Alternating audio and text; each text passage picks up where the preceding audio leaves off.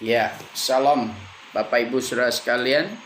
Selamat pagi, salam sehat selalu dalam hidup saudara dan sekeluarga Bapak Ibu Saudara sekalian.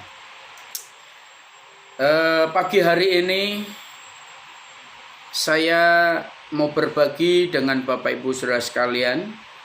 Sesungguhnya Tuhan sampai detik hari ini tidak pernah meninggalkan kita.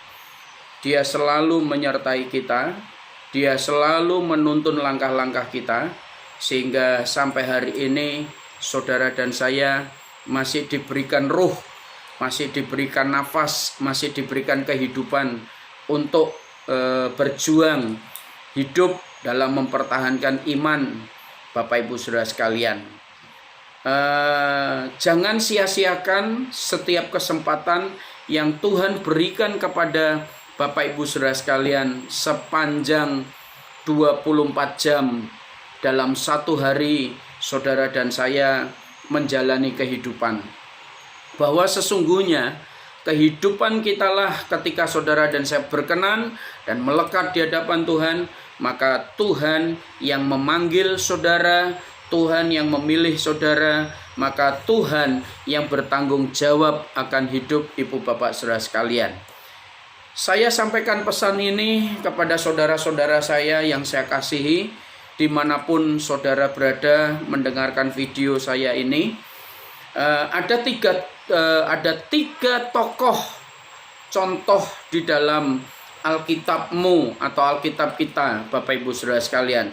Tiga tokoh yang kehilangan anugerah, yang kehilangan keselamatan kekal, yaitu yang pertama, tokoh yang bernama Yudas Iskariot.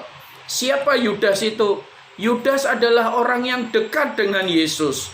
Yudas adalah seorang murid yang bersama-sama dengan Yesus, Bapak Ibu Saudara sekalian. Namun mari kita belajar kedekatan Yudas dekat dengan Yesus, dia punya motivasi yang tidak berkenan.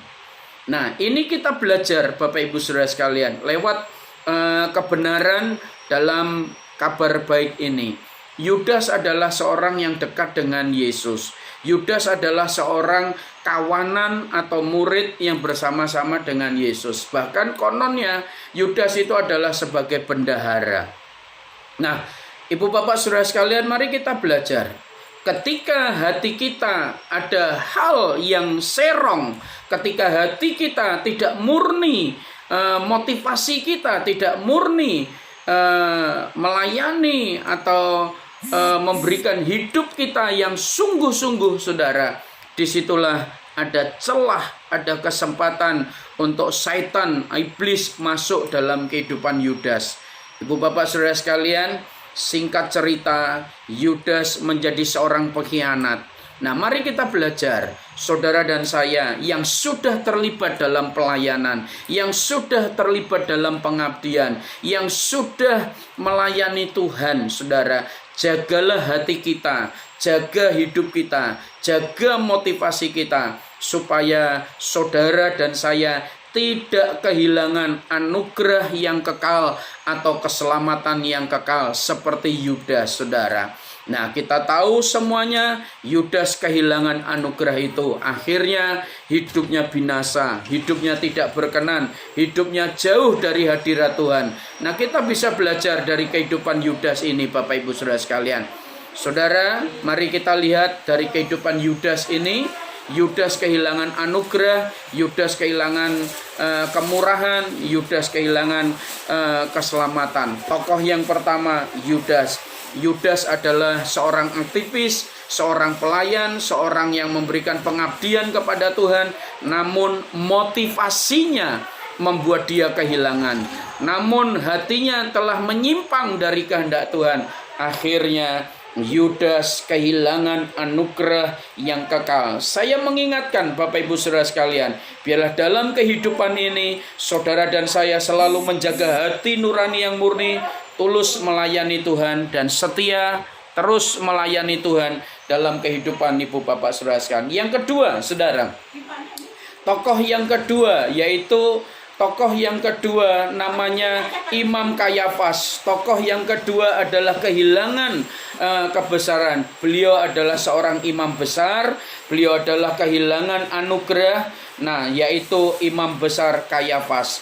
Imam besar ini orang yang mengetahui kebenaran, orang yang menguasai kitab, orang yang mengerti kebenaran, Bapak Ibu Saudara sekalian. Namun dia mulai menyanggah, dia menyesatkan sehingga dia tidak menyampaikan kebenaran yang sejati. Dia kompromi, saudara.